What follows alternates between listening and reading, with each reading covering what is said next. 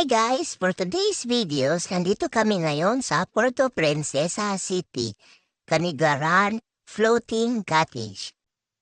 Paalis na kami niyan at nakikita nyo ay, picture muna bago umalis. Hanggang dyan na lang. Kung nakikita nyo sa right side ay meron silang ginagawang project ng government, pier yan. Maganda ang outcome yan. Sana soon mabisita tayo dyan na maganda ang view.